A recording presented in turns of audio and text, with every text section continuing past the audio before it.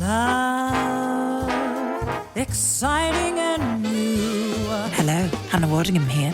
Have you seen the fabulous new Sun Princess? World-class entertainment, exceptional dining, and the greatest pizza ever. It's a love. Don't miss our Come Aboard sale with up to 40% off and free room upgrades. Visit princess.com or call your travel advisor to book. Princess Cruises. Terms and restrictions apply. Offer ends 2/28/25. Ships are Bermudan and British Registry. This episode is brought to you by Abercrombie. Build your fits of the day with Abercrombie's newest denim drop. Here's where to start. Abercrombie's 90s straight jean goes with any shirt from tees to sweater polos. Super versatile. Their loose and baggy jeans are more trend forward, so you can grab those and go out with your friends. Abercrombie's denim fits come in a range of washes. Build your looks around Abercrombie denim. Shop online or in store.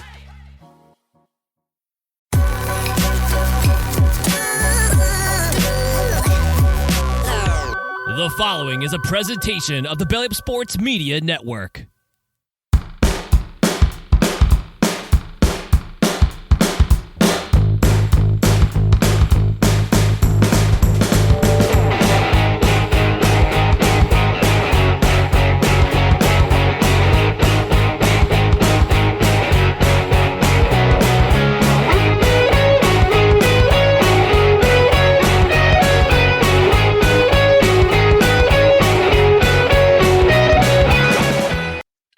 Good evening, everyone. Welcome to Tuesday. We're back with another edition of No Credentials Required, where you don't need a press pass to talk sports. We are proudly presented by Belly Up Sports. My name is Ryan McCarthy, and I'm one of the hosts. And to my right is a man who's currently playing hardball with the New Orleans Saints for the head coaching job, Dustin Henry. I am. It's down to myself and Kellen Moore. Honestly, I think my offensive philosophy of run the damn ball is more closely aligned. So I think I got an inside track on the Saints job. We'll see. Certainly do. You certainly do. Oh man. So as advertised, on Friday's show, we talked about no NFL this week after 21 consecutive weeks. But now it's Super Bowl Sunday will be soon upon us. Mm-hmm. But on Saturday morning, actually, let's take care of some business first before we get into everything and get into everything. Just want to remind you about our social media channels on Facebook, Twitter, Instagram, and on YouTube. Just search No Credentials Required. And on YouTube and on bellyupsports.com, check out our articles and more podcasts there. On the podcast side, subscribe to the podcast wherever you podcast, including Apple Podcasts, Spotify, Spreaker, Amazon Music, iHeart, TuneIn, and Pandora. And don't forget to get yourself notified on Twitter. I still refuse to call it X. And on YouTube, that way you know when show clips go up, when announcements go up, you are notified. You get that check mark, hit that bell, get that notification, that beautiful notification. You'll know we got something cooked up. On the podcast side, rate, review, comment.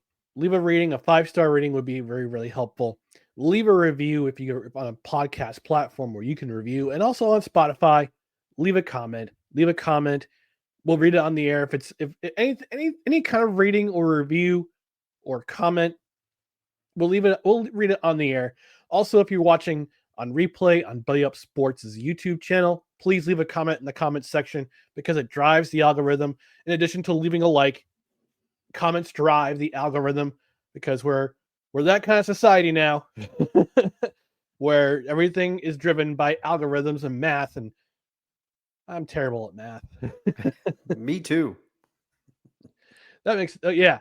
So and also Dustin, since we're a live show at 6:30 on Tuesday and at Saturdays at 10 a.m., I'll have an announcement about that very, very briefly. My watch is telling me something. I think it's chime time. I do believe you are correct.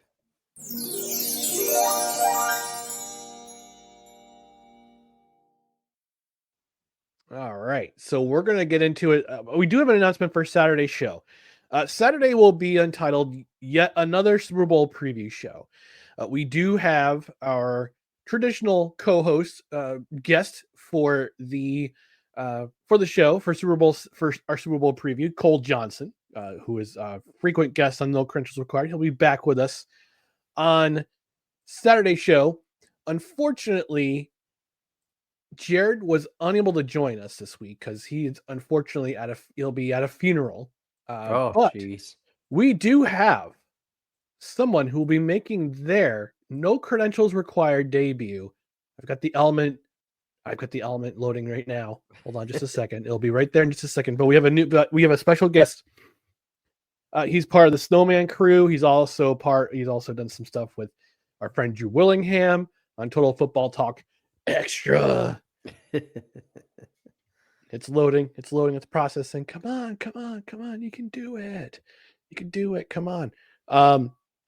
It's our friend, my friend, who I've been on Snowman show, Victor Locke. Victor Locke is an awesome guy. He knows his football. He's a Cowboys fan, so we'll try to take it easy on him. Here's the element. So this is the element I'll play on Saturday when I introduce him. Oh no! Oh, what happened? I don't know. No sound. Oh, I know what we lost our background too. Oh man. Nope, we didn't. I got it back. Oh, there it is. I uploaded it in the wrong place. Maybe I'll do on Saturday when he comes on. I'll put that in the background. Yeah, change the background so it. And I have a brief announcement, on-air production meeting. Oh, I will be there Saturday as well, but I will be broadcasting from parts unknown. Oh, okay. Can't wait to hear about where you're broadcasting from. All right, I got the element up. We're gonna introduce him like All this. right.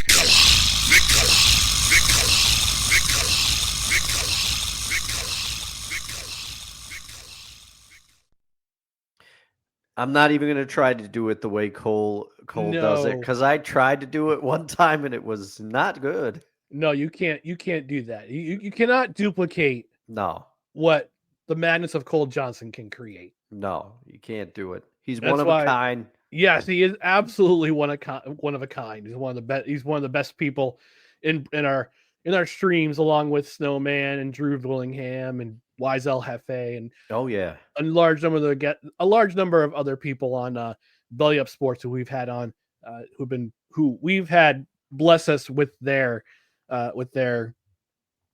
broadcasting chops, so to speak. All right, so we're gonna get into it. We're gonna talk about a lot of things, but you know what, Dustin? It's been a while since I've played this element, and I actually created a brand new one for the show. Ooh, yeah, always working, working. I'm always doing stuff. I'm always creating, just like Cole Johnson is my inspiration. Like, he's always creating, always come up with new stuff, always come up with new things. So it's been a while since we've done This Week in Sportsball, but I had to change it. I changed the segment name because it's already a segment on John Boy Media called This Week in Sportsball. And what he does is that he takes you through all the events in sports, all the sports you don't watch or you missed out on and didn't really care to watch. Like, he'll show obscure, like unless you pay attention to it, like, he'll play some CFL highlights, he'll play some cricket highlights. He's big into cricket now, which is interesting, which is fun. And we'll try to get him on sometime because with football being over on Sunday, NFL season ending,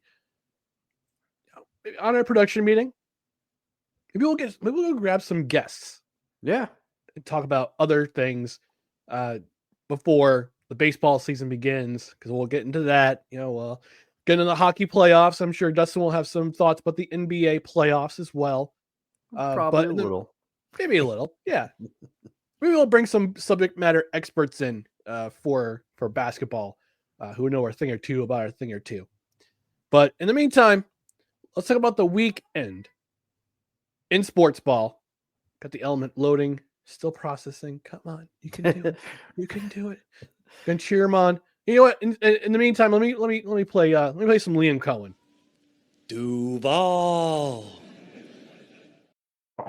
Man, okay. So a little bit ago, I was on Seahawks sessions with one Staniel Smooth, And, we were talking about the coaching hires that were relevant to the Seahawks, Clint Kubiak as OC, and Pete Carroll to the Raiders. We talked about Pete Carroll to the Raiders for a bit and I must correct myself, Ryan. This triggered my memory. I must correct myself.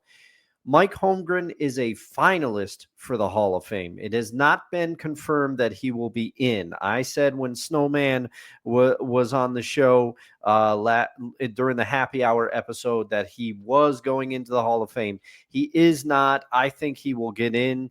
Mr. Smooth and I talked about that briefly, but the reason I'm bringing Seahawks sessions up after this, after that beautiful clip of Cohen is because I was telling Mr. Smooth on Facebook, and I have to get your thoughts on this because this made me laugh a lot harder than I should have. Oh, no. Somebody on Facebook commented that Luke Cohen looks like if somebody tried to draw Dirk Nowitzki from memory. And oh my God. I could not stop laughing. Wow. I could not stop laughing because, you look at him, you can kind of see it. Anyway, here's the weekend in sports ball.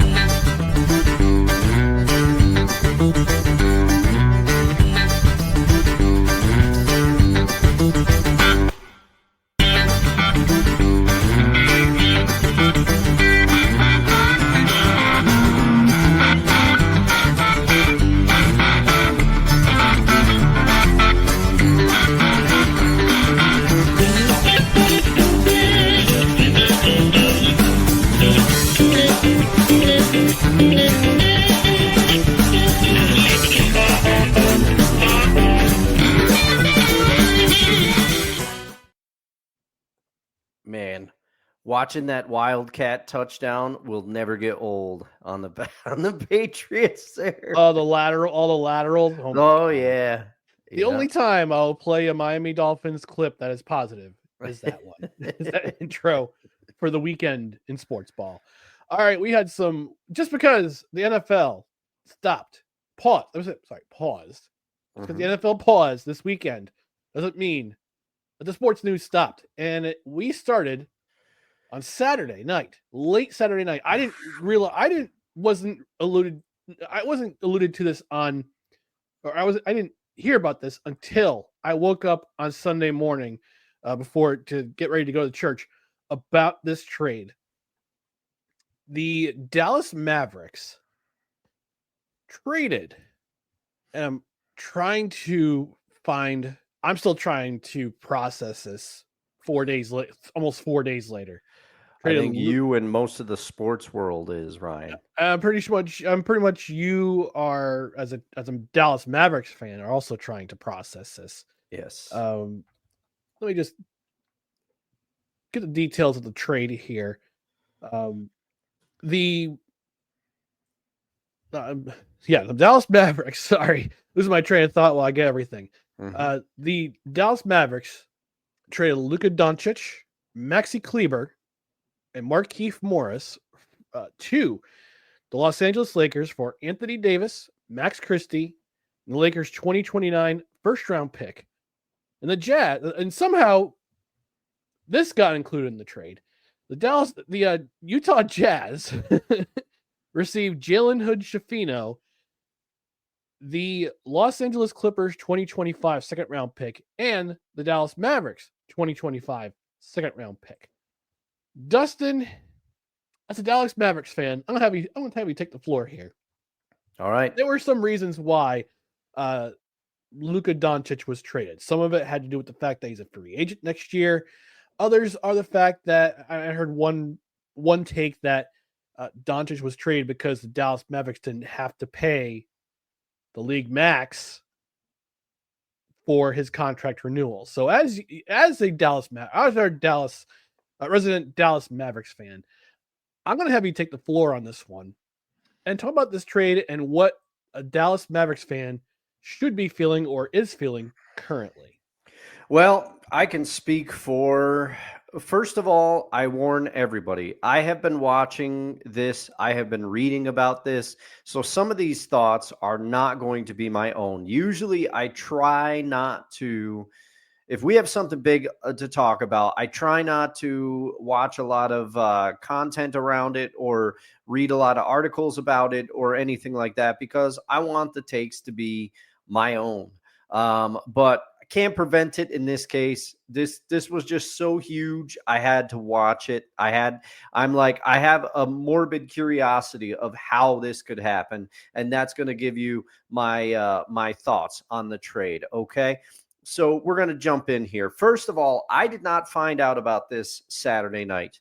I think I was either watching a movie or playing video games, doing something Saturday night to where I wasn't tuned in to the TV, and I turned off the TV and I went straight to bed.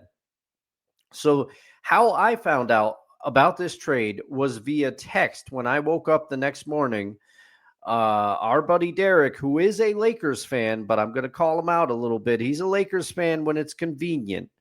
He texted me. He said, "Wow, bye-bye Luka in Dallas." I said, "What?" And he said, "Luka's going to my Lakers." And I was like, "Oh my God." So then I started trying to look, which was apparently a reaction that a lot of people had. Shams broke this trade on ESPN and people thought he got hacked. Okay. I've seen clips all over social media. One guy stopped his wedding to announce the trade and verify the trade. It was crazy. Another person posted video of they were at a party in Dallas when news of this trade broke.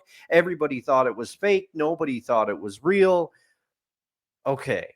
Now we're going to get into the meat of the trade. It's been, from what I've seen on Mavs social media and from Mavericks fan, it has been a funeral outside of American Airlines Center, basically. And the overwhelming feeling, and I agree with it, Ryan, is that Luka should have retired a Dallas Maverick. You do not. He is considered by many top 5 player in the league, a top 5 player, and he is 25 years old. He's been in the league for 7 years. That's crazy. He entered the league at 18, I believe. So that's how he's been around for so long already, and he is only 25. Now there are some people that are saying they think that this trade makes the Mavericks better in the short term. That may very well be, but my problem with this trade, and I am not the only one that thinks this, why did it have to be the Lakers?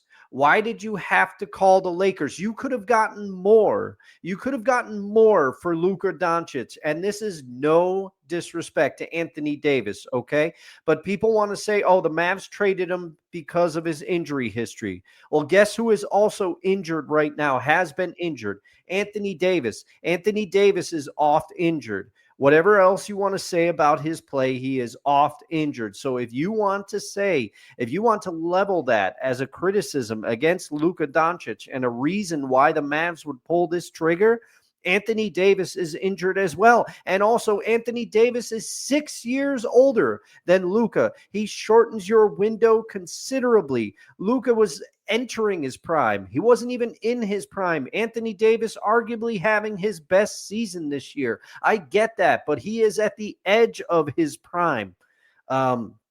The Mavericks wanted size, and they supposedly wanted to shore up their defense. Anthony Davis gives them all these things. And also with Derek Lively at center, and also the other Daniel Gafford at center, Anthony Davis does not have to play center, which is something that he will be very happy about, because he did not want to play center in LA. He had to, because they didn't have a true center. He apparently went to the Lakers and asked about, hey, can we get a center so that I don't have to play center? So from a roster standpoint, if you want to try to justify this, you can make a case that this, I don't believe it, but people can make a case. People that know more about basketball than me say that this move improves the Mavs roster in the short term. But you can't let a star of Luka's magnitude get away. And also, it's the way that they handled it. There are reports coming out of Dallas that they specifically kept these trade talks quiet because they thought the blowback would be so severe. Well, now here it is. Luka did not know about this trade. Jason Kidd did not know about this trade. They said as much at the press conference yesterday. Nico Harrison made this trade with Rob Pelinka. It was those two. Those two talked about this trade. And from the sounds of it, one of the Mavs' new owners and Nico Harrison knew about this trade from the Mavs end of things. And on the Lakers, LeBron didn't know about it, which is shocking. They didn't even talk to LeBron. They kept everything secret. And so this, to me, why not go try to get Anthony Edwards? If you want to trade Luka Doncic because you don't believe in his conditioning and you don't believe that he's worth a supermax and all these things that are supposedly coming out of Dallas now after the trade, that's the crappy thing that I really don't like either. The Mavs are, it seems like the Mavs are leaking things to kind of justify, well, this is why we did it. His conditioning stinks. We've always tried it. We've tried to talk to him about his conditioning. We've tried to emphasize that he needs to get better conditioning. His blow by, they talk about his defense and how horrible it is. I get all that. He had the worst blow by rate in like 44% or something crazy. Luka does not play defense, but in my opinion, my completely uneducated opinion, the Luka brought people to Dallas. People wanted to play with Luka Doncic. Luka Doncic and his led team just brought you to the NBA Finals. Now, did you get almost swept there pretty much? Yes. You won, I think, one game, but you got swept. For all intents and purposes, the Celtics destroyed the Mavericks, but you still got to the NBA Finals with Luka Doncic. So for Nico Harrison to come out and say, I'm making this trade. This trade was my responsibility. Jay Kidd didn't know about it. Nobody else knew about it. This is my responsibility. He said, in 5 years, I'll look like a genius or I won't be here anymore. Truer words have never been spoken, Nico, and I do not like the way the Mavericks are handling this. I do not like that it was cloak and dagger with the Lakers. If you're going to shop him and have the courage to tell the player involved, hey, we're going to shop you. Tell him, Luka did not know about this trade. According to Chandler Parsons, he just closed on like a $15 million house in Dallas 2 weeks ago. He had no idea this was happening. Nobody did. And it just seems like two guys decided to get together at a coffee shop who had a pre-existing relationship. And I think Nico Harrison, Anthony Davis is a great player. He's a wonderful player. People are acting like he's trash after this trade. He is not trash. I'm looking forward to see what he can do for the Mavs roster, but you could have got more from other teams. There is no denying that, but you went to the Lakers because you had a relationship with Rob Pelinka. You went straight to the Lakers and you're like, oh, we got to keep this quiet because we don't want people to know that we're shopping him and we don't want to get back to Luka. This is just an unprofessional way to handle this, in my opinion. For Nico Harrison. We'll see. We'll see what happens because this move defines him. Whether he wants to admit it or not, this is what his career will be judged by. But I don't understand how you get rid of a player of Luka's caliber. And now for the next 10 years, the Lakers have their building piece. They have their building piece. They don't have to worry if LeBron retires anymore. They have somebody who will, aside from everything else that comes with playing in LA, he is a piece. People will want to play with him. You do not trade a player that can drop 70. 70 is a realistic possibility with Luka Doncic. You do not get rid of that. Mark Cuban once said when he was still the owner of the team. Now, Cubes was a little too involved in basketball decisions. I will say that. But he openly said, if I have to decide between divorcing my wife or trading Luka Doncic, you will see me at the courthouse filing for a divorce. Mark Cuban would have never pulled this trade, ever. And I am just shocked. You can't get rid of somebody who can score 70 as a possibility. despite his defensive his defensive deficiencies and all the holes that you're seemingly now poking in his game, where you have previously you were very happy when he took you to the NBA Finals, but there has been so many things surrounding this trade that are coming out, and it's been apparently there was more. If all the reports are to be believed, there was more friction between Luka Doncic and the Mavs than we are led to believe. But who knows? I still can't see, and not even telling your coach about the trade, not even telling Jason Kidd about the trade. It's ridiculous. I don't like it at all, Ryan. Oh, man. But with that being said, good luck to AD. I hope you play very well for the Mavs. This is nothing against you. A lot of Mavs fans are putting hate on AD. Don't do it in the short term. The offense getting turned over to Kyrie, not a bad thing. And our defense is going to be amazing. The Mavericks defense is going to be amazing, hopefully. But man, I don't see how you trade a 25-year-old that is considered top 5 for a 32-year-old player. You could have gotten more.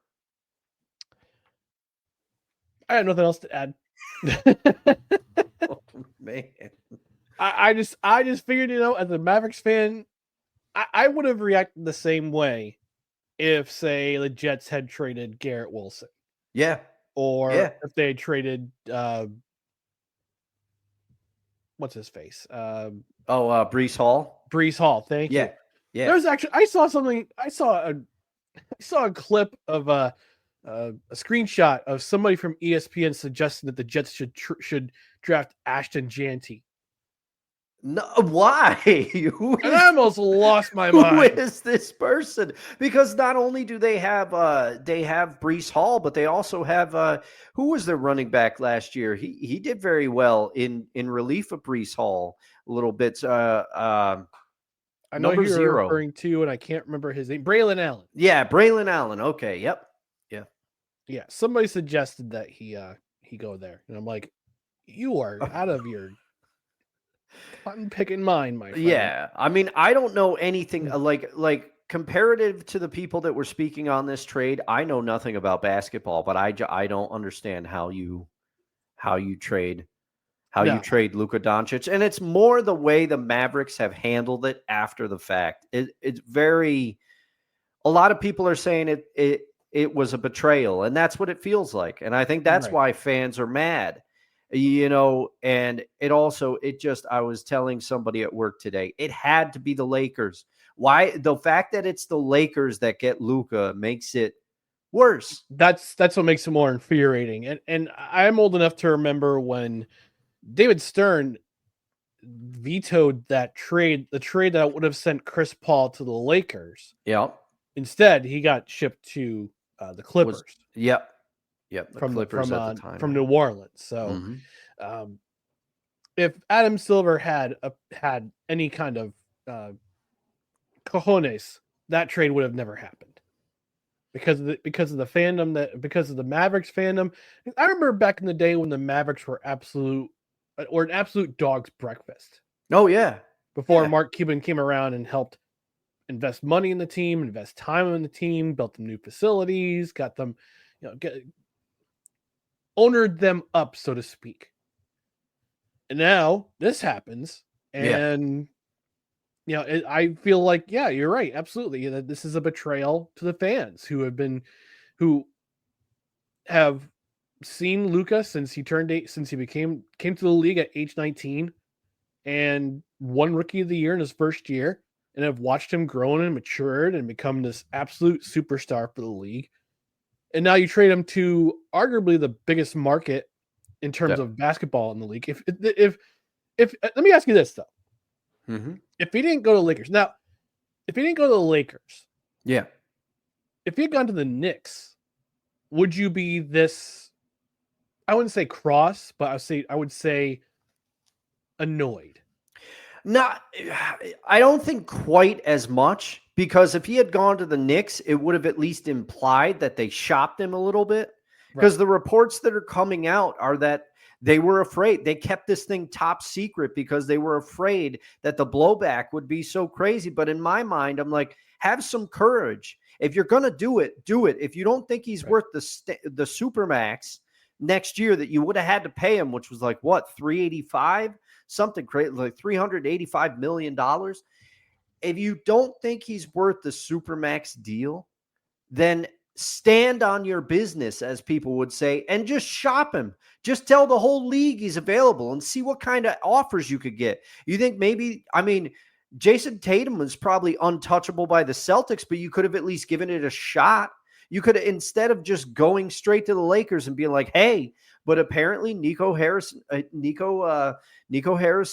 said that he wants to create a team in the vision, and it's his vision on this team now. And the thing is, he has done this to himself by trading a player for the caliber of Luka Doncic.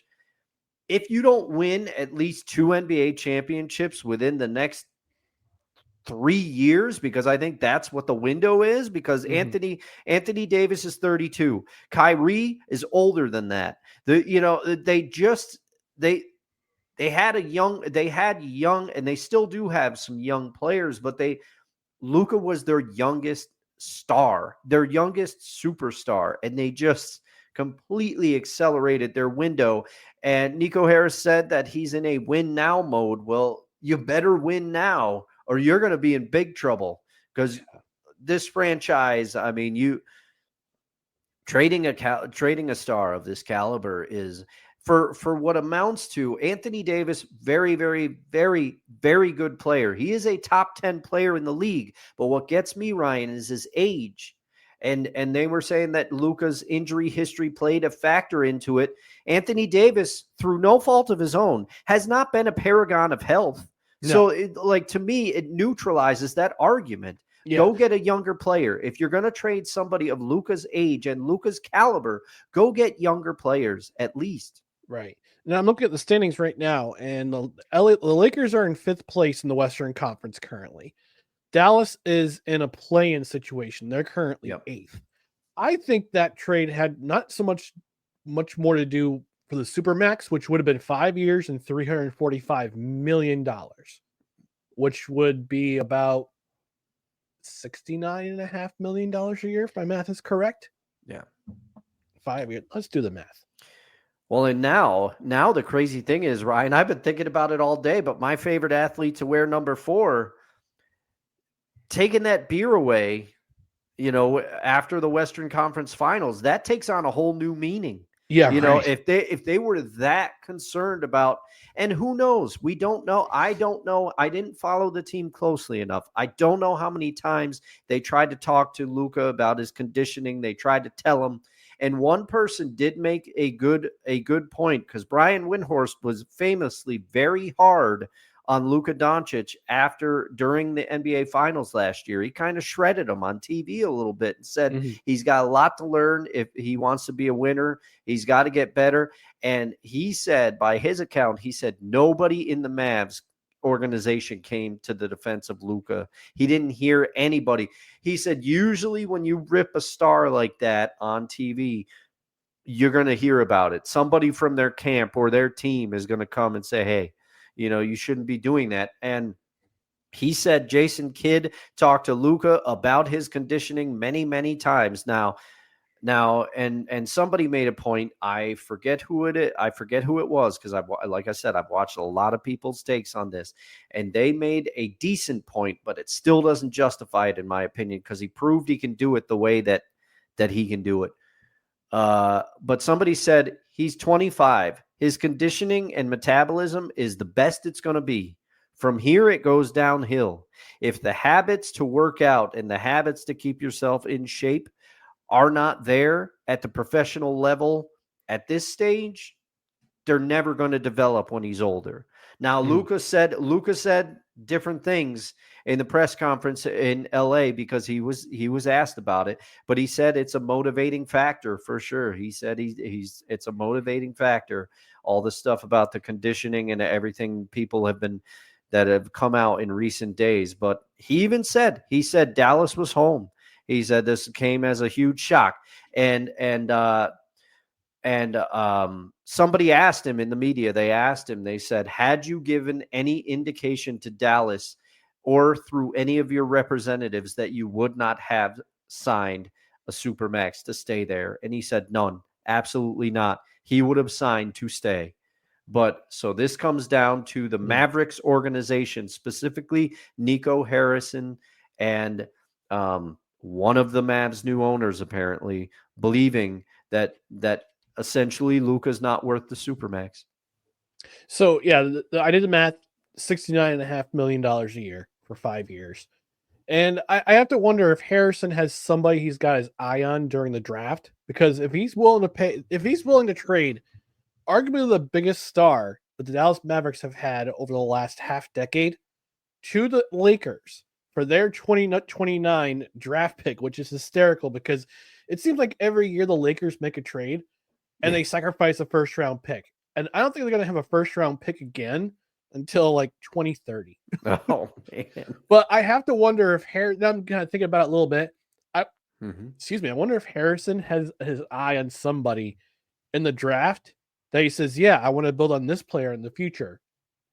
But I don't watch college basketball or pay attention in the draft enough to really have it warrant my attention to find out who he's talking about. But yeah, I mean, that's at least what I mean. You bring up an interesting point because that 2029 pick, even by the odds, okay, let's say that everything works out in the trade works out, and it's a long shot that Nico Harrison would still be there in 2029 to use that first round pick. So you have to think that maybe he's got his eye on somebody and he wants that 2029 first round pick as ammunition to go make another trade or trade up in the draft, or who knows.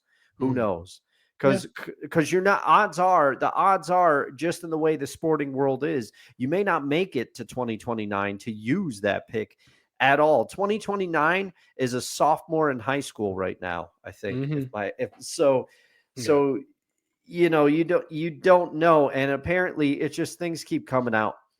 Danny Ainge, he didn't realize that he's the GM of the Jazz. He did not realize that they were involved into the trade until 30 minutes before it happened. It's like that's why it has such a different feel, because they talked to nobody. They shopped them to nobody. They went right to the Lakers. It's Pelinka. It's Harrison. They did this together. Yeah. All right, we're going to move on from this trade. Dustin's fired up, and I got to contain his fire somehow. yeah. So we're going to transition over to the Royal Rumble, which was Saturday night. And I didn't watch the full pay-per-view. Sorry, premium live event. I was out getting some stuff for my class, but while I was out, I guess the Women's Rumble happened. Charlotte Flair won. No surprise. The tag team titles didn't change. No surprise. It's probably going to change at Summer. It's going to change at WrestleMania, as it usually does, because titles always change. Some titles are always going to change at WrestleMania. Oh yeah, it's a guarantee. But the two matches I watched were the ladder match with Cody Rhodes and Kevin Owens. Man, you want to talk about some spots that were just incredible? They had some spots. Rhodes and Owens had some spots. Now, I don't watch wrestling every week. Like I watch the review shows. I watch Up and Downs with Simon Miller. Shout out to my fellow bald a-hole out there. I'll watch the review shows, but I will watch the big four when it comes to pay-per-views or premium live events. I will watch Royal Rumble. Now that I have now that they're all on Peacock, I don't have to spend $50. I don't have to shell out $50 for to my local cable company. I can just watch it on Peacock, which is awesome. So I'm gonna watch Royal Rumble. I sure as heck I'm gonna watch WrestleMania. I'm gonna watch SummerSlam, and I'm gonna watch Survivor Series, because those are the big four events. Those are the four I grew up watching in my when I was a lot younger watching wrestling. So getting back to the ladder match with Rhodes and Owens, if Vince McMahon were still running creative at WWE, some of those spots would have never happened. the brain buster off the top rope onto a ladder. That's the one I saw. Yeah. And you could tell both men were, you could tell Cody Rhodes was knocked out. You could tell he was gone. Now it looks like he's playing possum, but I think he was truly knocked out. And I think the reason why you had CC Sami Zayn run to the ring, you see all the officials run to the ring, is to get time for him to wake up. Because you didn't see the referee doing this. Yeah, he didn't call for the ambulance. He didn't do the X to call for the ambulance. They kept the match going. And you see the spot with the Alabama slam onto the table, and whew, man, there's some hard hitting spots in that match. And then we get to the main event. And from what I understand, next year's Rumble is going to be 2 nights as well. So they split off WrestleMania into 2 nights, which they started in 2020. I'm cool with that. I actually kind of like that more. Yeah.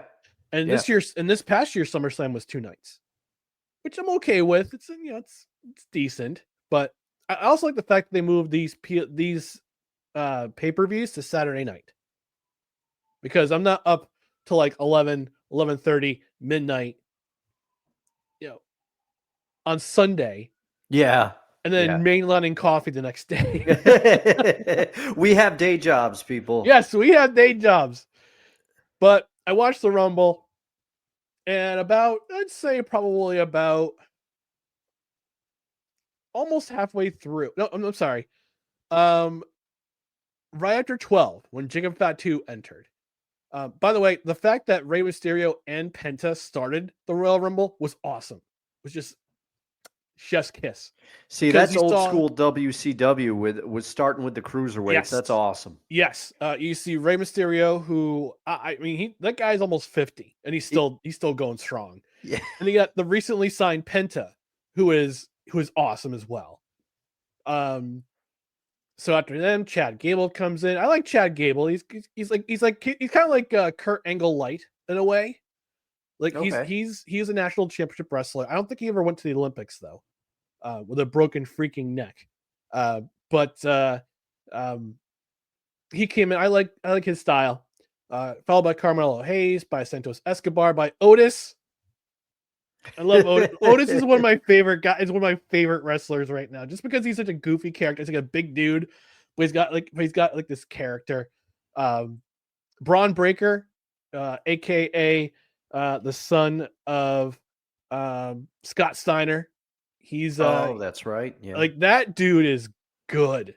Like he's not only like big, but he's fast. He played running back at Kennesaw State. Oh, nice. Okay. Yeah. And he's got a brother who currently plays in the NCAA. So who's actually got an NIL deal with the WWE. Oh, okay. Yeah. Wow. So after Braun Breaker, it was supposed to be who's that guy? The Japanese guy from American Tozawa. It was supposed to be him, but Carmelo Hayes had a temper tantrum and eliminated him. So they got that iShow Speed guy, the streamer. Oh, have you seen the clip of him getting absolutely speared out of his shoes by Braun Breaker? Yes, I did see that clip. Yeah. WWE has a clip on social media from about 8 different angles of that spear, and every single one of them are just so much fun. So then comes Sheamus, then comes Jimmy Uso, then Andrade, and Jacob Fatu comes in and eliminates like 4 guys immediately. And that's when then my sister comes in. And we just talking about the day. We went to a 90s and 2000s brunch earlier in the day, and I still wasn't feeling great. Like I was super dehydrated, so I wasn't feeling great, but I was feeling much better after I got a couple of I know they're not a sponsor, but shout out to Rehab by Monster.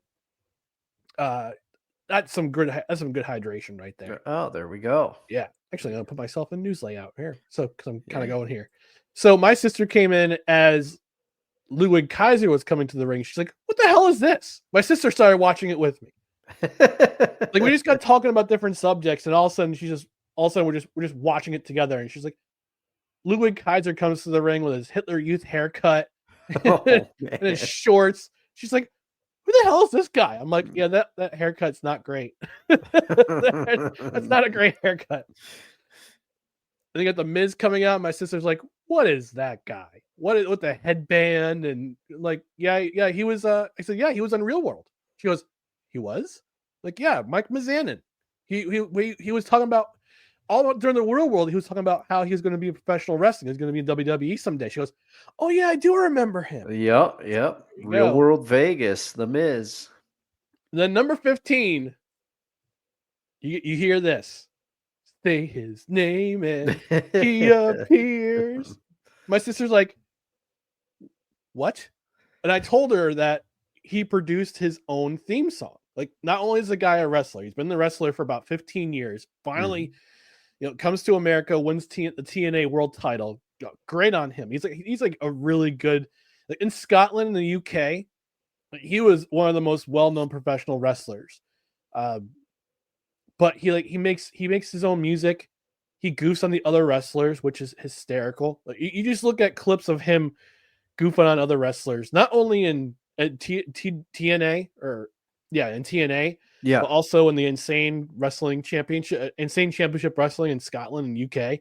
Like, he goofs on other wrestlers, and it's hysterical. He's not only like very good wrestler, but he's also a talented musician, and he's just straight up funny. Like, he's straight up funny. So you see him do the whole background thing. As soon as you hear, I believe in Joe Hendry, he does his thing, which is great. And then 16 is Roman Reigns. And this is the line of the night for my sister. Soon as Roman Reigns starts to come out, as soon as Roman Reigns enters, his music hits. She goes, he has outstanding hair. And it makes me very angry that he has had better hair than I do. Close quote. Roman's got better hair than a lot of people. This is true, including myself. Then Drew McIntyre comes out. And she's like, ooh, I like him. She's like, I love me some Drew McIntyre. I'm like, it's very handsome.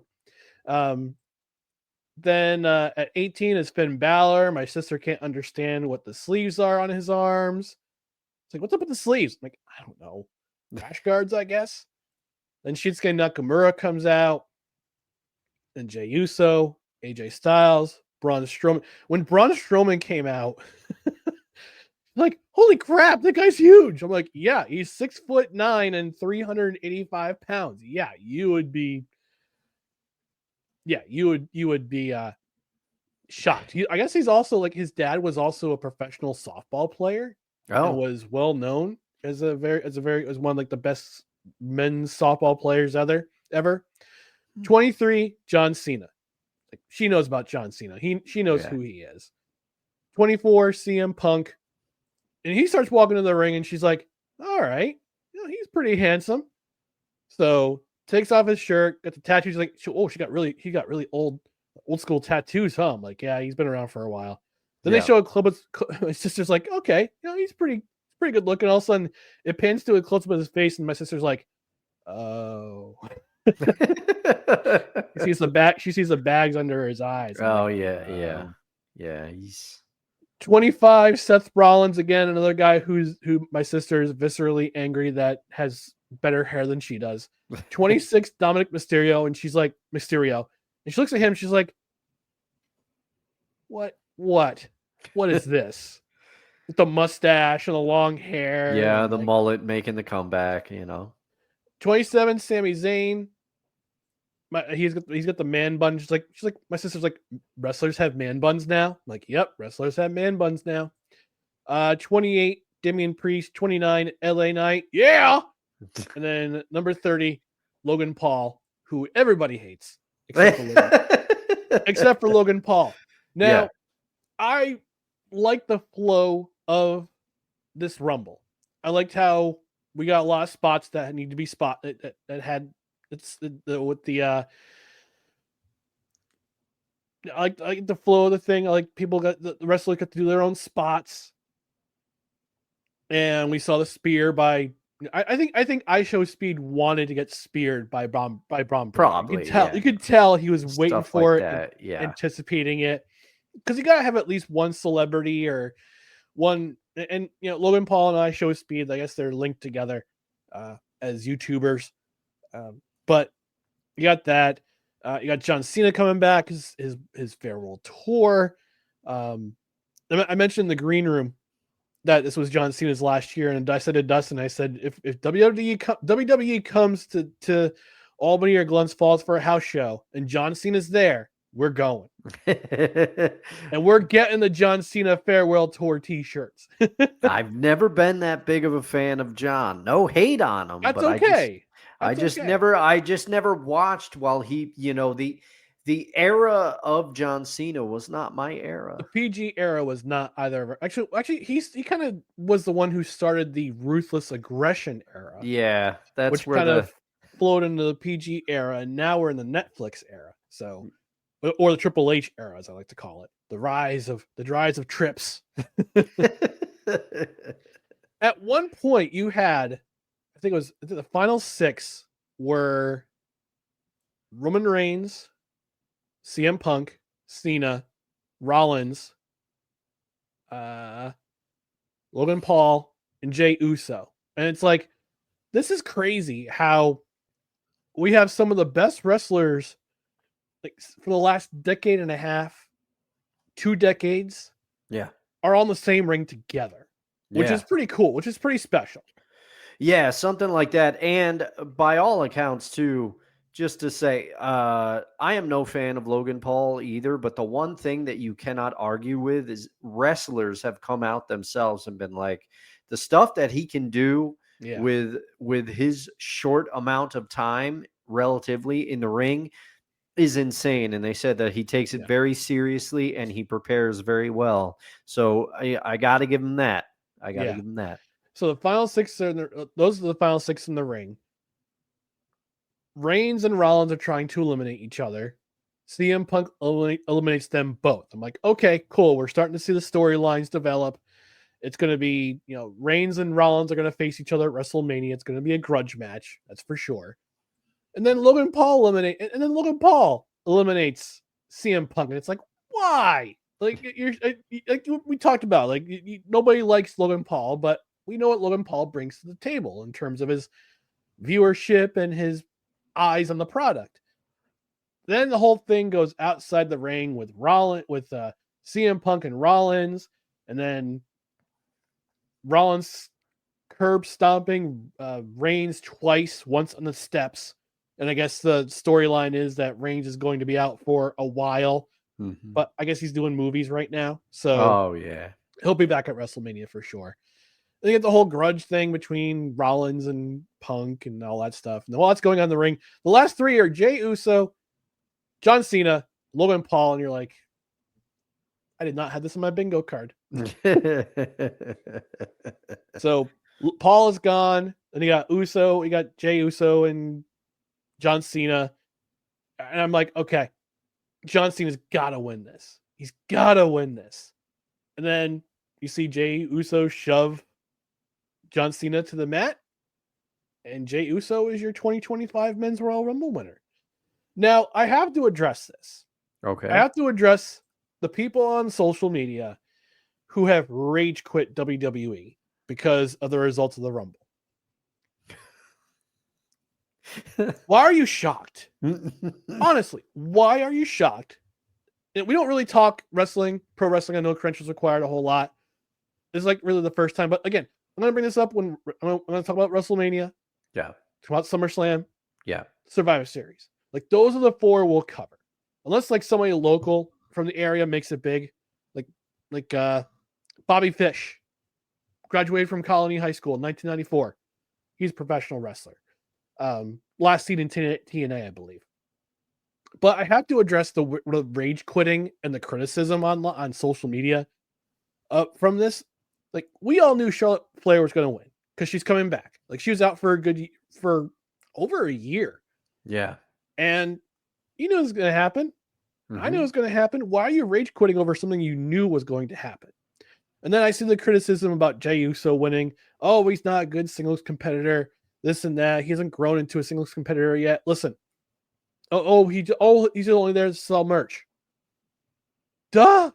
What else do you do in wrestling? You bring the people to the show. You sell merch. Like, he's one of the highest selling merch guys out there with his catchphrase, the yeet catchphrase, the sunglasses, the t-shirts. He is a very good worker too. Like, he trained with he and his brother Jimmy Uso. They trained with Booker T. Yeah, they're the son of Rikishi. Yeah, as their credentials, you don't have to go through them. They're good. And the other thing is too, I think what sometimes, and I don't watch the current product at all, so I'm coming in out of nowhere with this, but also I just feel like fans don't often remember, one, you have no control over the outcome. It's predetermined. The outcome is predetermined based on a variety of factors, some of which Ryan just laid out. But the other thing is they're trying to tell a story for an entire year. Yes. Okay. It's not that's like what I was getting to. That's what I was going to allude to. Yeah. Storyline.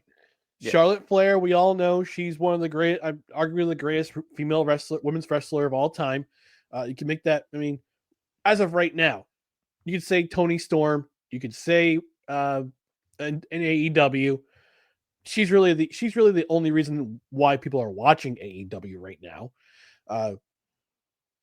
Bayley, like the four horsewomen, Charlotte, Bayley, Sasha Banks, although she's in AEW right now, being misbooked. God Almighty, and then Becky Lynch, who was not in this Royal Rumble.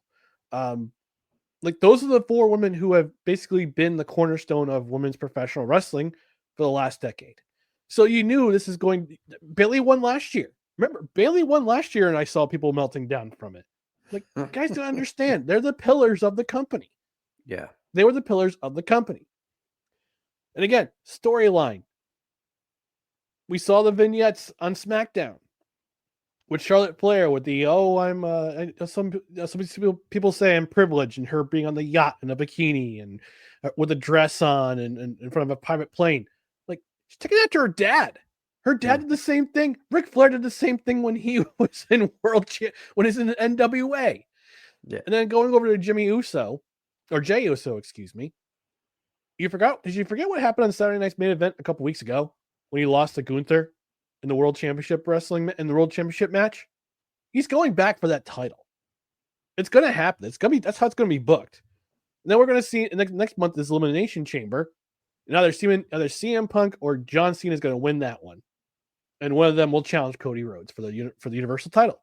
So this all comes down to storyline, how we're building stories. This worked with the Bloodline, with the end of the Bloodline last year, when Cody Rhodes lost at Mania in 23. You knew he was going to come back and win the title the next year and beat Roman Reigns. And I remember getting really upset over that result in 23. But then in retrospect, I'm like, why was I so upset? And I think people are going to realize when they start watching it again, they're going to come back to it. Mm-hmm. People will say, oh, I'm done with WWE, blah, blah, blah, blah, blah. You're coming back. Okay. You're coming back. WrestleMania is right around the corner. This is WrestleMania season now. You're going to watch. Okay. You're going to want to wonder what's going to happen with the storylines going to happen. You're coming back. Don't rage quit. Don't announce it on social media like you're departing from an airplane. It's like, this is social media, not an airport. You don't have to advertise your departure. You're coming back. So, wow, we've got almost an hour with no commercial break, Dustin. Yes, we have, because I went, Kevin, I see you in the comments. I went 36, count them, 36 minutes on the Luka Doncic trade, okay? So goodness. Go back go watch it in the replay, Kevin, and let us know in the comments if you wrote an article about it on Belly Up. Yeah. So, Julie says hi. She said hi at the top of the show. And then Kevin Wilson coming in with this off the top rope with this Alabama slam. I'm late to the dance, but let me just say, the Mavs are dead to us in this house. Wow. He's big mad. Yeah. Oh, yeah. All right, we're going to take our network mandated commercial break. When we come back, we've got a couple more things to talk about. We'll try to wrap it up in a tidy window, but you never know with this. We never know with this show. But we're going to take a quick commercial break. Stand by and stay tuned for more. No credentials required. Righteous Felon Craft Jerky is the official jerky of Belly Up Sports. For over a decade, Righteous Felon Craft Jerky has led the American meat snack revolution by concocting delicious, adventurous, U.S.-sourced jerky recipes for uncompromising carnivores across the country. With 15 different flavors to choose from, Righteous Felon has all jerky lovers covered, and by using promo code BELLYUP, you will get 15% off your purchase at RighteousFelon.com. Do your taste buds a favor today and rip into a bag of Righteous Felon jerky.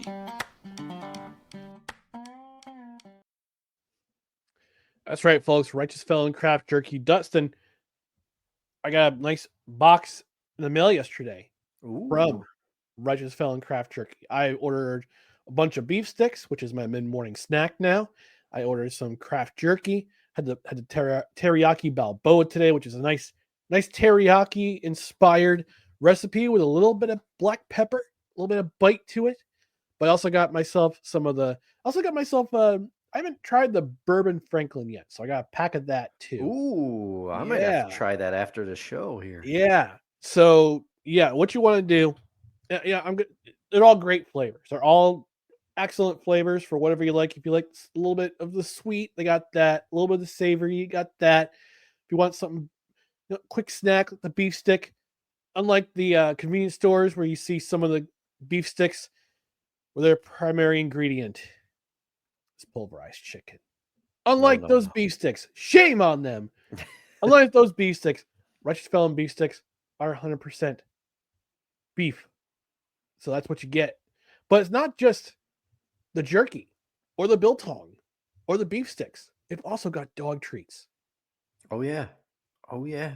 And as Dustin has said on this program many a time when we've advertised Righteous Felon, his dog nephew Pickles absolutely loves the Righteous Felon Craft Jerky or Righteous Felon Craft Jerky, the Ranger treats, the Ranger dog treats, Wild Ranger dog treats, I believe it's what they're called.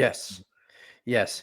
He does love them, and they shipped incredibly fast. So I was able to get them to him right before Christmas Eve because I procrastinated in the holiday season. I had everybody done but Pickles, and then I went, oh no. But then I said, who has dog treats? Righteous Felon. Let me use the promo code. Let me get free shipping on my order and it arrived real fast. And this was in the hustle and bustle of the holiday season. So hats off to Righteous Felon for getting that order out there quick for me. And I've had the Truffalo Bill. I enjoyed that as well. I love the original beef stick. I really liked it. I'm craving it now. I got to try what Ryan ordered after the show. I'll be ordering some. Yeah. So what you want to do is go to righteousfelon.com, put some stuff in your basket at the checkout. You put promo code BELLYUP for 15% off your order. But that's not all. Because if you order $50 or more in your basket, which is what I did, you get fast and free shipping. And you can combine it with the promo code, save yourself some even more cash-ola. So again, righteousfelon.com. Thank you for being a premier sponsor with Belly Up Sports. Promo code BELLYUP at checkout. 15% off your order and free shipping for any orders over $25. Put the jerky in the basket. Put the jerky in the basket. That's right. You tell him, Cartman. Puts the lotion on its skin or else it gets the hose again. Please, mister, let me out. Put the lotion in the fucking basket. But instead of lotion, it's jerky. All right, we're going to move quickly over to our next topic in this weekend in sports ball. Not just one. So I forgot about this other trade that is going to be transpiring. Myles Garrett announced on social media today he wants out of Cleveland. Meanwhile, Cooper Kupp has been told by the LA Rams they're going to trade him in the offseason. Now, I've got some ideas as to where they land, but when you heard about this news, I kind of broke it. I put it in our Discord channel, which is in the description, by the way. Mm-hmm. Join us for some talk. No chuds allowed. Only great people, only good people. You can join in the sports conversation. We're pretty active in there, depending on the sport, but mostly it's NFL and NFL and MLB right now with spring trading coming up. But I put the what Myles Garrett wrote on social media yesterday and talked about how he was. Actually, you know what? I'll read the memo. It says, Okay. As a kid, I dreamed of the NFL. All I focused on was the ultimate goal of winning a Super Bowl. And that goal fuels me today more than ever. My love for the Northeast Ohio and the incredible fan base of the Cleveland Browns has made this one of the toughest decisions of my life. These past years have shaped me into the man that I am today. While I've loved calling the city my home, my desire to win and compete on the biggest stages won't allow me to be complacent. The goal was never to go from Cleveland to Canton. It's always been to compete for and win a Super Bowl. With that in mind, I have requested to be traded from the Cleveland Browns. Signed, Myles Garrett. Now, judging from his response, yes, he's 20. He just turned 29 years old. And he's been on some teams that could have arguably gone to a Super Bowl. The closest he got was 2021 when the Browns beat the Pittsburgh Steelers in the first round of the 2020 playoffs. They took the Kansas City Chiefs to the limit in the AFC Championship. Last year, they went from dog water to a wild card spot, and were unfortunately had the beaks breaking off the brakes beaten off of them by the Houston Texans in the wild card. Yep. This year, they were expected to be a wild card contender, if not compete for the AFC South or AFC North, and things went south in a hurry. Yeah. It wasn't so much the defense's fault, but the offense couldn't do anything with Deshaun Watson at quarterback. It doesn't matter. Actually, it didn't matter who was at quarterback. They couldn't do anything on offense. No. So it was not in the defense, and Myles Garrett, I suspect, is probably getting very tired of being on a team that goes to a certain level and just stops. And now he wants out of Cleveland. He wants to win a Super Bowl. I looked at the spot track to see what his cap hit was. It's not that bad. It increases as he gets to 2027, where his contract can be voided and he can become an unrestricted free agent. But again, he's also just turned 29, and time is, when you're 29 in the NFL, time starts to run out. Yeah. So with that in mind, what are some destinations where you think you could probably go where you can get the cap, they have the cap space to do it, and they're in a spot to win right now? Well, the thing is, I mean, as a Seahawks fan, I'd love to add him to the pass rush, but they don't. If memory serves, their cap situation's not so good. Maybe Kevin can help me out, because I do. Kevin, myself, and Mr. Smooth, we were talking about it. We have a Twitter group, direct message group that Staniel Smooth has affectionately named Seahawks Numbskulls, and we were talking about it a little bit, and we were discussing pursuing the trade route for Myles Garrett. I mean, I'd love to have him in Seattle, but I don't think he goes there. I think as far as a team to win now, Buffalo. I don't know enough about Buffalo's cap situation, but does Buffalo view this as a potential piece to finally slay the Giants, that is the Chiefs? Because barring some unforeseen meltdown in Kansas City next year, if they're not back in the AFC title game, at least they'll probably be dealt with in the playoffs for sure. I think especially if that defense stays together, the Chiefs have a shot at being back. So will the Bills be aggressive about trying to go after Myles Garrett and land him? So right now, as of right now, the Buffalo Bills are $10 million over the salary cap. Oh, that's bad. So that's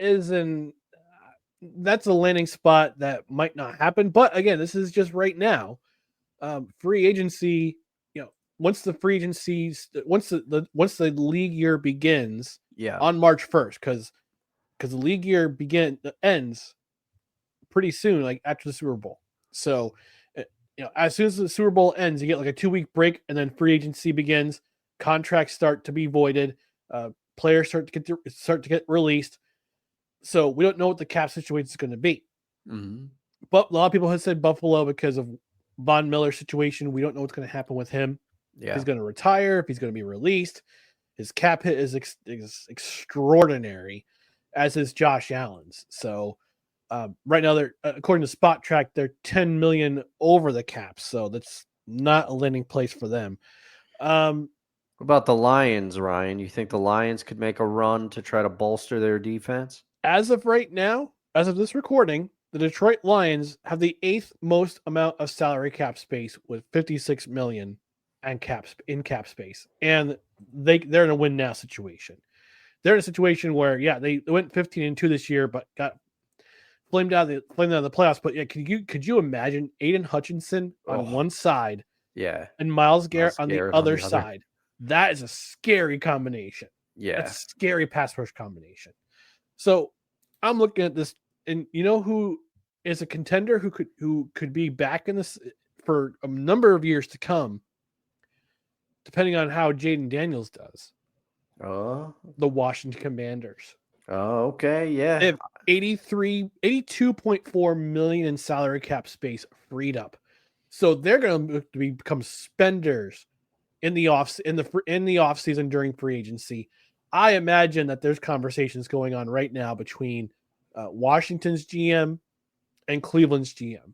The other team I could see possibly being in the mix, the Chargers, the Vikings, and there also is a they're not a contender right now, but they have the most salary cap space. Actually, there's 2 teams who are just completely terrible, who were just awful last year, but could possibly make a run for it. The Patriots, who have over $124 million in cap space ready, and the Las Vegas Raiders, who just hired, and remember, New England, they hired Mike Vrabel, who was with the Browns last year, and the Las Vegas Raiders, who just brought in Pete Carroll. They have $96 million in cap space. Tell you what, if Pete wants to start rebuilding that team, Myles Garrett's not a bad place to start. Myles Garrett on one side of the ball, Max Crosby, ridiculous. Now I don't think it's going to happen because they need some serious help on the offense for sure. Because the defense is all right. The offense is just, with the amount of people they lost last year and the quarterback play they had last year. Yeah. They need some help. And Pete's going to want a running back to run the ball, or more accurately, he's going to want a combination of 3 running backs to run the ball. Right. Now the other trade that was just kind of came out of nowhere, really. Although when they were 1-4, there were rumblings that he was going to be shipped out of town. Yeah. But Cooper Kupp, Los Angeles Rams wide receiver. He wrote this on Twitter this afternoon. He wrote, I quote, "I was informed that the team will be seeking a trade immediately and will be working with me and my family to find the right place to continue competing for championships. I don't agree with the decision and always believe it was going to begin and end in LA. It still could. I'll get to that in a second. Still, if there's one thing that I have learned over the years, there are so many things that are out of your control. But it is how you respond to these things that you will look back on and remember. I've taken so much pride in playing alongside my teammates for the LA community, so thank you for embracing my family and making this such a special place for us. 2024 began with one of the best training camps in my career. Preparations start now for 2025.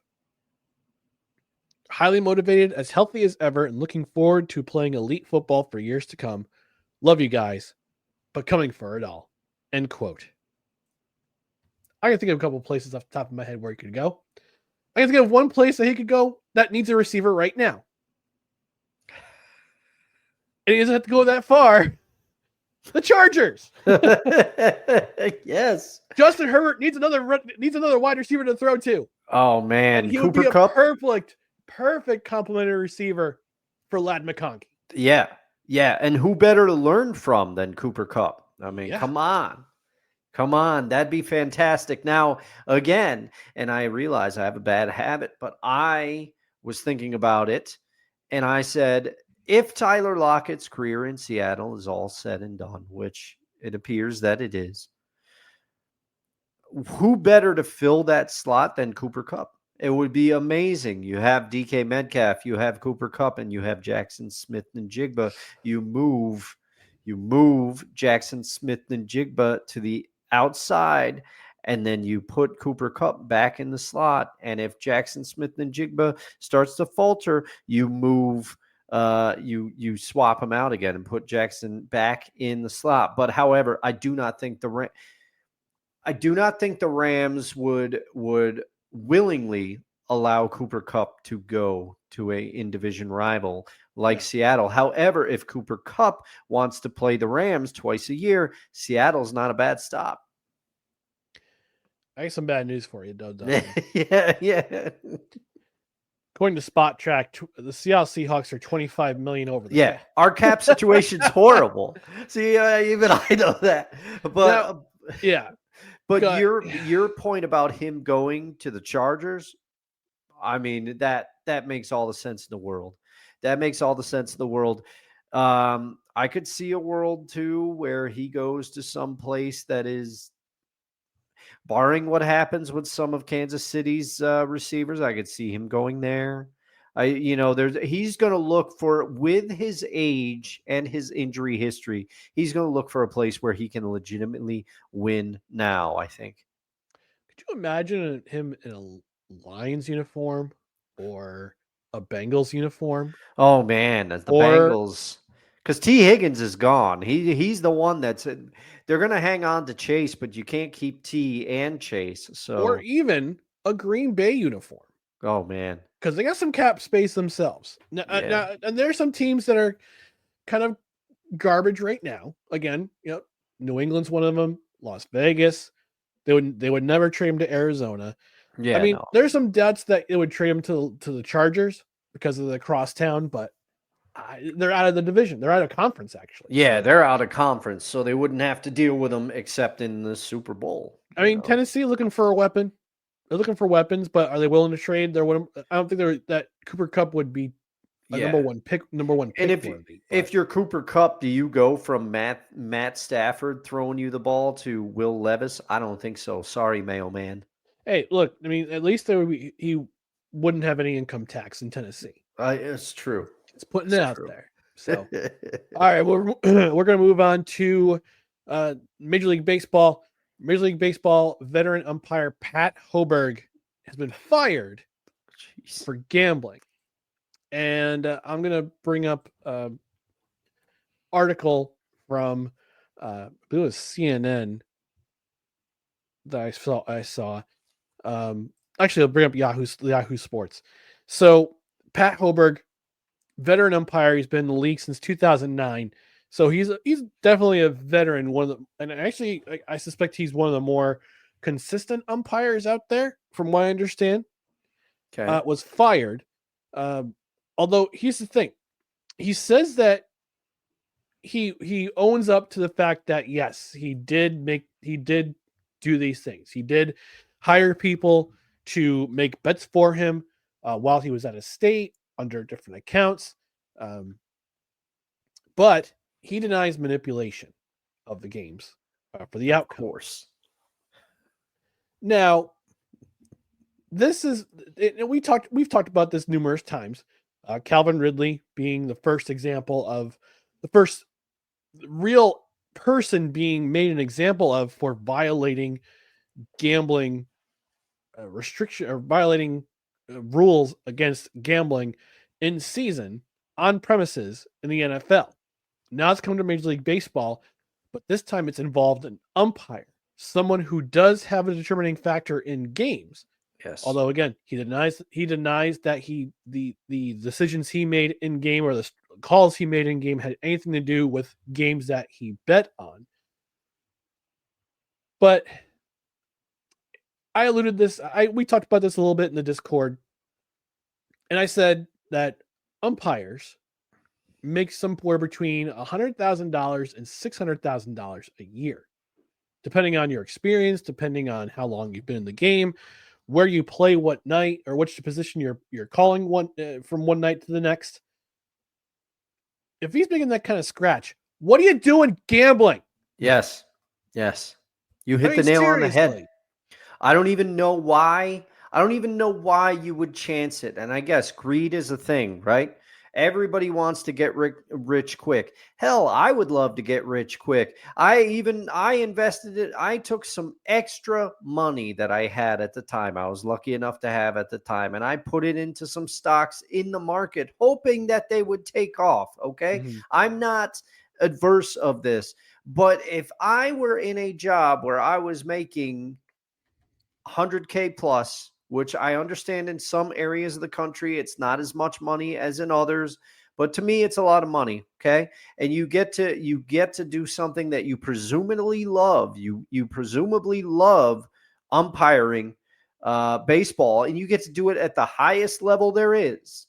Why chance that for a little adrenaline rush because your parlay hit and some extra cash?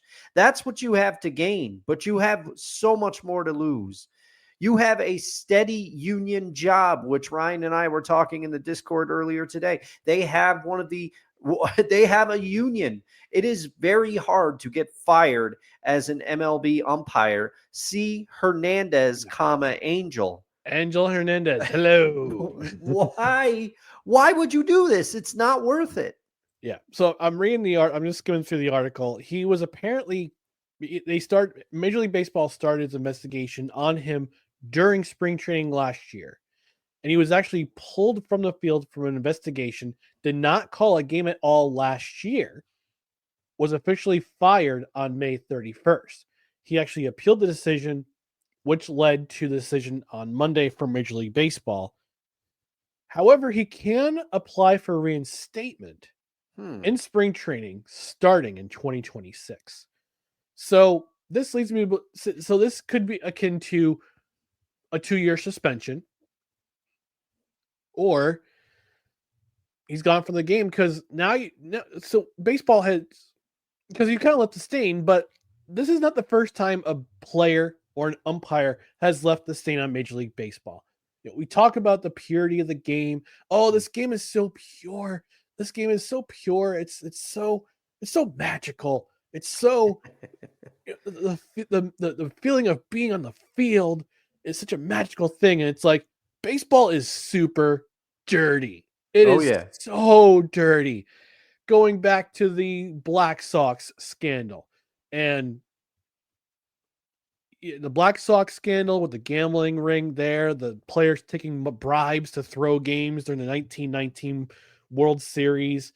You've got so many things underneath the surface with owners blackballing players, literally and figuratively speaking. You've got the racial barrier being broken. However, players aren't allowed to still be on teams because of the color of their skin.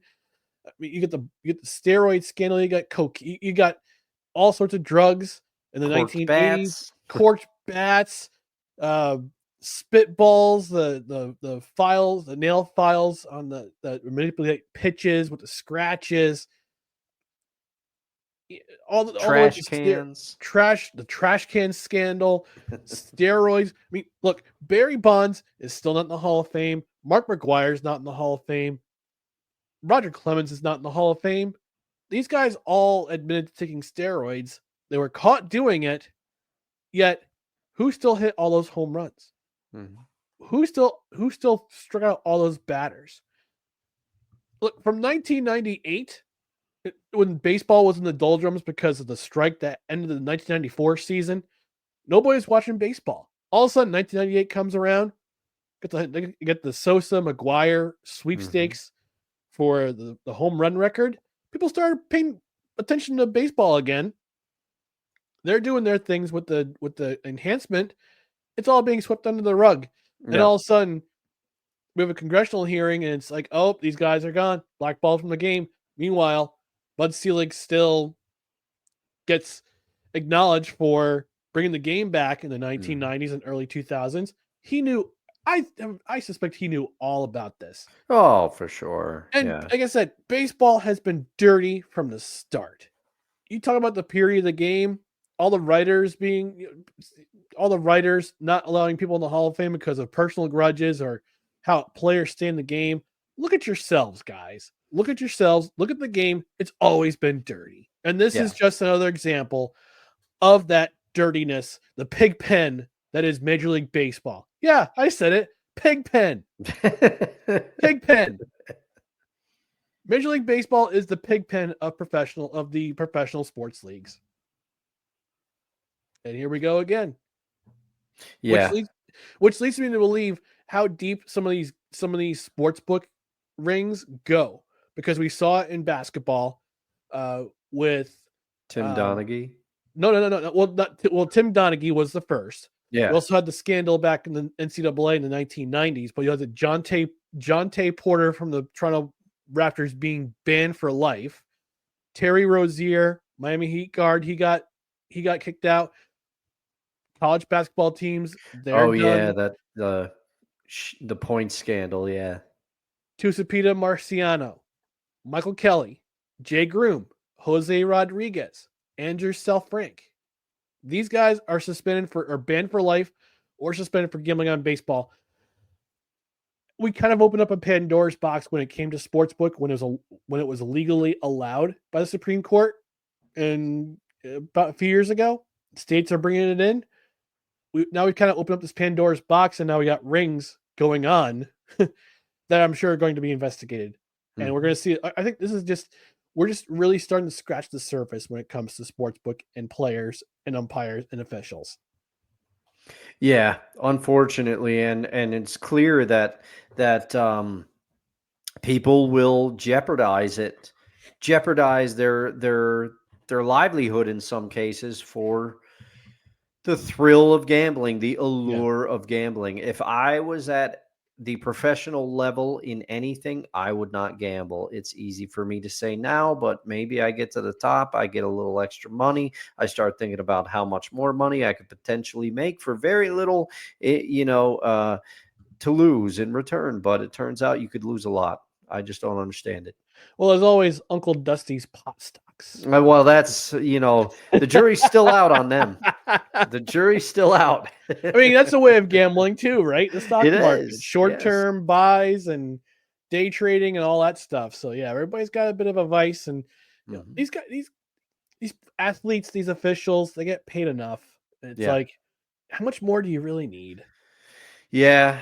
But, you start to wonder, is it that adrenaline type thing? Like Michael Jordan, he's been open about saying, I do it because I enjoy it, but mostly it replicates. It's the closest to anything resembling the adrenaline shot and the feeling that you get from playing professional basketball. He's like, I can't replicate it, so I gamble because of it, the competitive nature. Who knows? Yeah. All right, we're going to close out the show with since it's 10th episode of the year already, our favorite athletes to wear the number 10. And I've got one in mind. We talked about this before the show in the green room. He says, I got my number 10. Dustin says, I got my number 10. I'm ready to rock with it. I'm like, wait, which sport? So I'll give the floor to you. Dustin, all right. Your favorite athlete to wear number 10. I'm probably going to surprise some people, and I know I will with my next pick, although if you watched our Yankees World Series episode. Your Uncle Al has already chimed in with his. We'll get to his in a second. Now, was there a part of me that thought about picking Mookie Blaylock because of his cultural prominence? Because people may not know this, but the album 10 by Pearl Jam. Yep. It's a seminal album for me. It kind of shifted my musical perspective all those years ago. I first heard it when I was 10 years old in 1994, and it was the album that started the revolution for me, not Nirvana's Nevermind. I heard 10 first. 10's original title, Mookie. The label put the kibosh on that, though. Yep. I did not pick Mookie Blaylock, though. The first athlete that came into my mind when I talked about my favorite number 10, I always liked him. It's one of those things I can't explain why. Longtime Edmonton Oilers center Sean Horkoff. I was always a fan of Sean Horkoff. Now, it Out of could nowhere. I know. That's the thing. It's Sean Horkoff for me. I watched a lot of Sean Horkoff because this was an era where I had just gotten into fantasy hockey. My friend Schmitty was playing fantasy hockey. They needed an extra for their league. I decided to jump in. Hey, Schmitty. Be Schmitty. I feel like I've known you all my life. Watch him show up in the chat. Yeah, he should. He should. He has a habit Say of his doing name that. and he appears. Yeah. I believe in Schmitty. Yeah, come on, man. Do it one time. But it's Sean Horkoff for me, and it says a lot about that Oilers era. Sean Horkoff, Fernando Pisani, Alez Hemsky, that Kupp run in 2006. Sean Horkoff, I believe, was a rookie in 2001-ish. One-ish. I think he was drafted. Maybe he was drafted. I think he was drafted in 1998 by the Edmonton Oilers. So I don't think he was a rookie in 2001.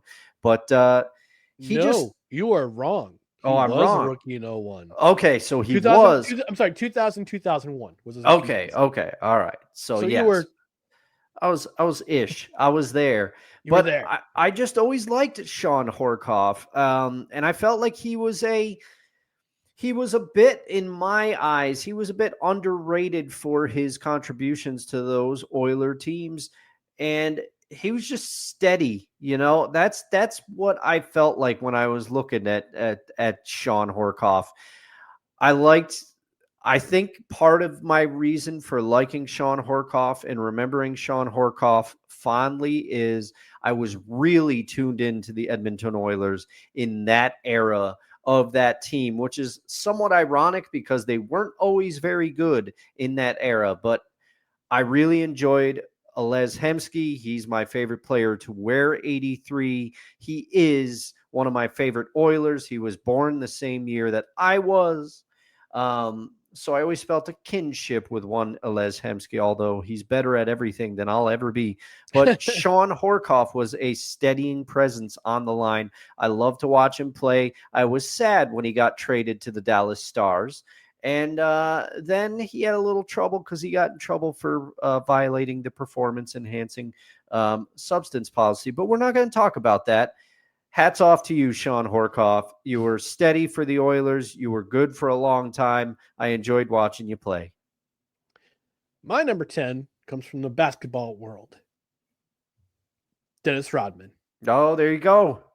Now, you may know him as number 91 on the Chicago Bulls roster, but if you followed his career, and I'm pretty sure you've watched the documentary, the 30 for 30 regarding his career. Oh, I did. Yes, of course, I did too. His story, his backstory, growing up in poverty, working, playing basketball. I mean, he really didn't play basketball until his late teens. Yeah, because he got a growth spurt where he shot up, I think, a whole foot and change, into his late teens, and he just started playing basketball like all day, all night, and worked at an airport as just cleaning up airplanes. And he was playing basketball one day, got discovered by someone from Southwest Oklahoma State University, the Savages, and played his arse off in NAIA basketball. Was noticed by Chuck Daly, and the Detroit Pistons became a huge focus of that team in the late 80s, early 90s. That started to come into prominence. They beat the Celtics. They took the Lakers to the brink in 1988, 7 games. They swept the Lakers the next year And that was the time when Dennis Rodman was a sixth man. I believe he won the sixth man award in 1990. He did, I think. He did, and I think that was because was that the one where they presented it to him and he cried and he was very. That was Defensive Player of the Year. Oh, that was Defensive Player of the Year. Yes, that's right. Yeah, and then he won it again the next year in 1991, and the Pistons won back to back. Now, after that, things kind of got squiffy for him personally. His personal life, he contemplated things I can't say on YouTube because we'll get marked. But he was traded to San Antonio. Got to know Jack Haley, who unfortunately passed away a few years ago. Became one of his best friends in the team. Was released from San Antonio at the end of the 95 season. And then he was convinced by Michael Jordan and Michael Jordan to join the Chicago Bulls for the 1995-96 season. And it wasn't so much, it was kind of a turning point for him because they beat up Jordan back in those days. They created the Jordan rules. Yep. Where if you get Michael Jordan, if you see him, like, go defend him. If you try to go to the hole, do everything in your power to not let him score. And that was the professional Michael Jordan was. And I'm kind of going over to Dennis Rodman in a second, but that just kind of told you what Michael Jordan was. He wanted to win. It was coming back from his baseball tour with the Birmingham Barons, getting back into basketball shape, and he wanted to bring in a guy. He wanted to bring in some pieces that could take the Bulls to the next level. They bring in Dennis Rodman, who changes his number to 91, curiously enough, and they go into three-peat.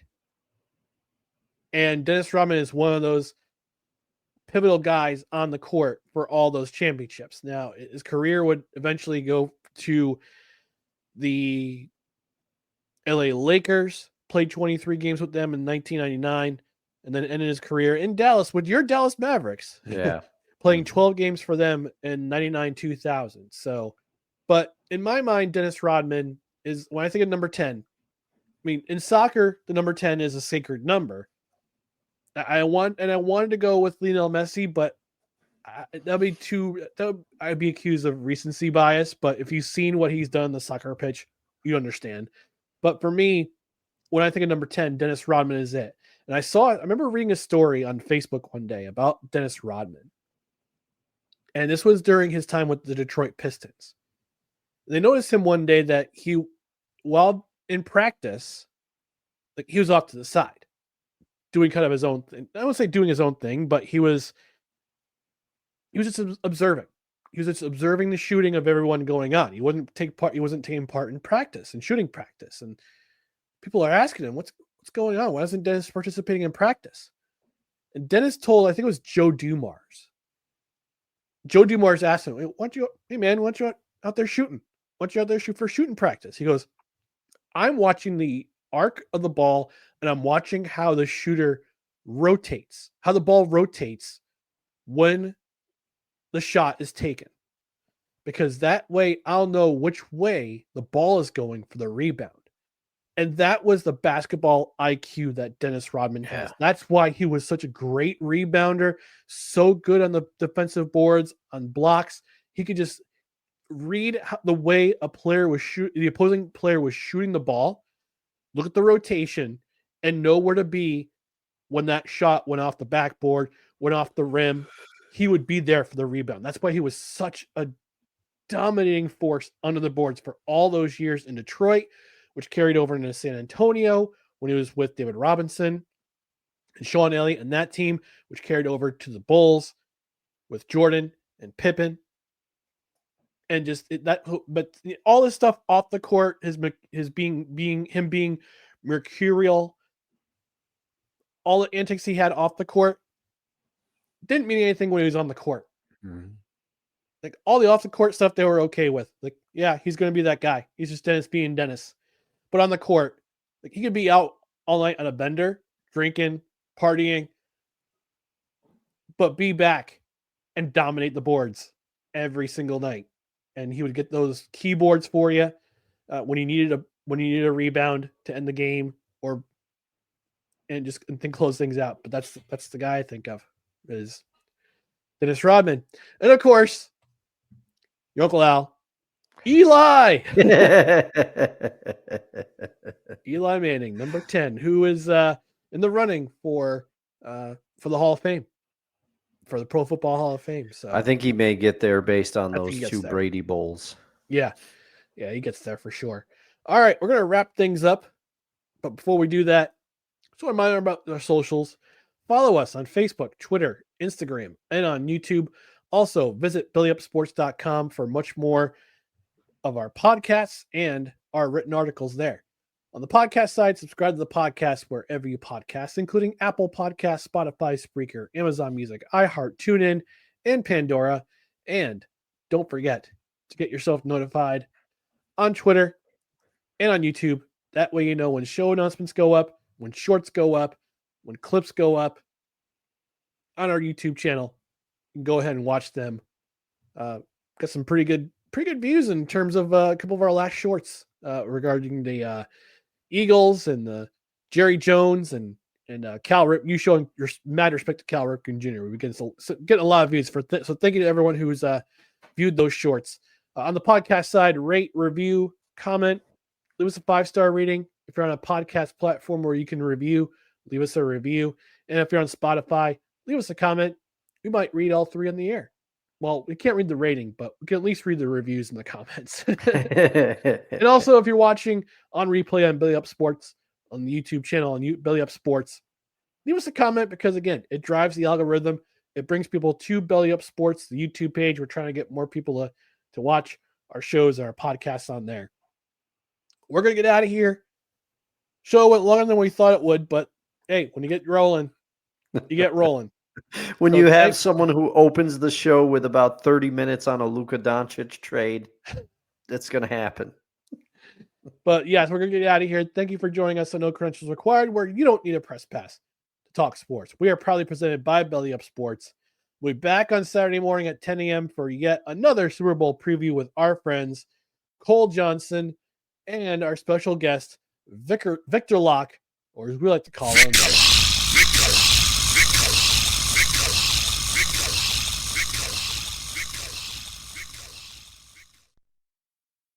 Tune in then. Until next time, we'll see you on Saturday.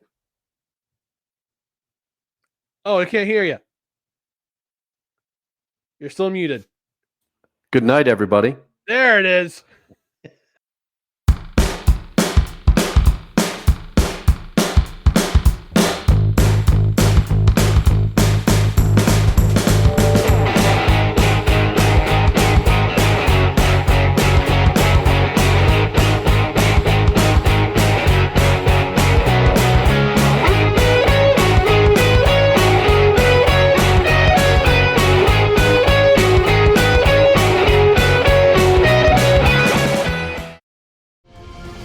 This episode is brought to you by Paramount Plus. Gladiator 2 is now streaming on Paramount Plus. Rated R. Years after the death of Maximus, Lucius is forced into the Colosseum after his home is conquered by tyrannical twin Roman emperors. With the future of the empire at stake, he must find strength and honor to return the glory of Rome to its people. Gladiator 2, now streaming on ParamountPlus.com.